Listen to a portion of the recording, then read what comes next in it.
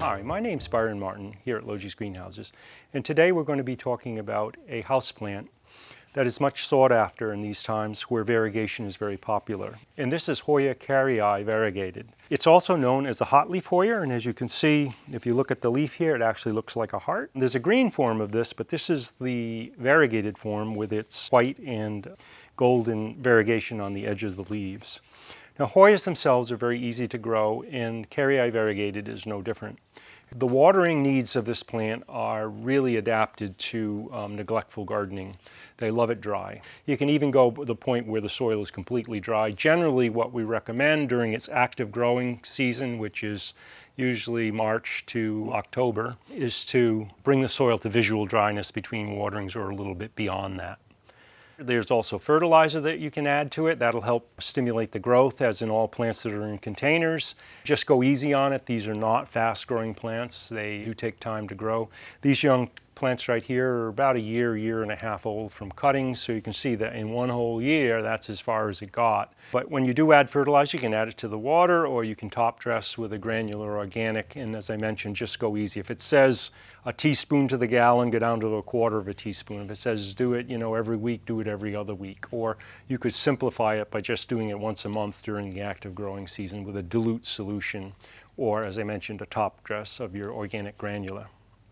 As far as insects go, Hoyas are pretty immune to them, with the exception of mealybug, and mealybug can be the bane of the Hoya grower's existence. It is often an insect that people struggle with. Mainly the struggle is because it's not treated enough. So if you find mealybugs on your plants, you want to spray them. You need to spray them with an insecticide, either an oil like neem oil or an ultrafine horticultural oil or a broad spectrum insecticide, and do it repeatedly, 3-4 weeks, 1 week apart, and even when you don't see them anymore, spray them again, and that will actually kill the microscopic little crawlers that are moving out onto the surface of the leaf. If you spray them once and they seem to disappear, I guarantee they will always come back.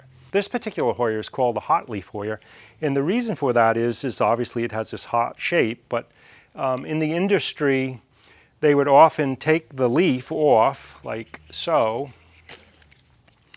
and scratch, "I love you," or you can write your beloved's name on it with a little heart, or other types of calligraphy can be written on this. And when you scratch it, you'll scar it, and that scar will remain on that leaf with that writing for a very long time. Then what you can do is take the plant in a pot with some soil into it and stick it in just like you were rooting a cutting. Now this leaf will actually root, but it'll never grow, and it'll sit there for a very, very long, years it will sit there, just as a green leaf sitting there with your written note on it on a windowsill.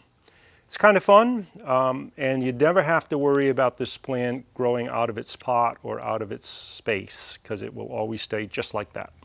So in terms of pruning, if you need to prune it, you just need to manage the size of it. And one of the things Hoyas do, particularly the vining varieties, is they put out these long leads. Look at the distance between the internodes on that as that's starting to run up. There's a couple of things you can do. You can cut those off, and this leaf here would mature, or you can cut that off and these little leaves here would mature.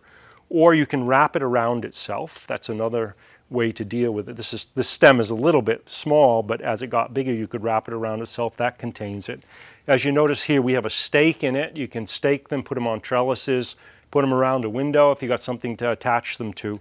But at any point you need to trim it back, it's simple, just cut it back. And generally when you're cutting, as in most pruning, you always go down to just above the node. And then this could actually use a potting, and this is a 4-inch pot, so I would go up to this size here. This is a 6. You simply need to take it out of its pot that it came in. Because they're epiphytes, the roots grab onto things. So this is actually grabbed onto the plastic pot pretty well. And it's also dry soil. That makes it harder to remove. And you can see the roots here, they're nice and healthy, and they're actually ready to take off. Once they hit that new soil, they're going to take off and really make a nice specimen out of this, even in the next year. So then we're simply going to take it over to our soil and fill some soil in around it. Always keep your plant centered to the middle of the pot. That's a rule of thumb in potting any plant. And then we're going to make sure that we firm the plant down so that we settle the soil. And then, of course, anytime you water something, you need to settle it in with a good drink. And, you know, when you're watering plants, water them thoroughly. When they're dry, you water them so that at least some water runs through the bottom of the pot.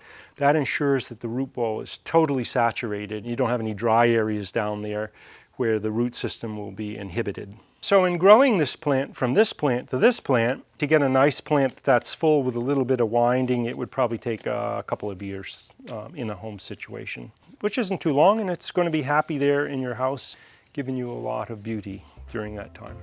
Well, thank you for watching today. There's a little bit of information on the hot-leafed Hoya or variegated hot-leafed Hoya, Hoya kerrii. If you'd like more information, visit us at logees.com.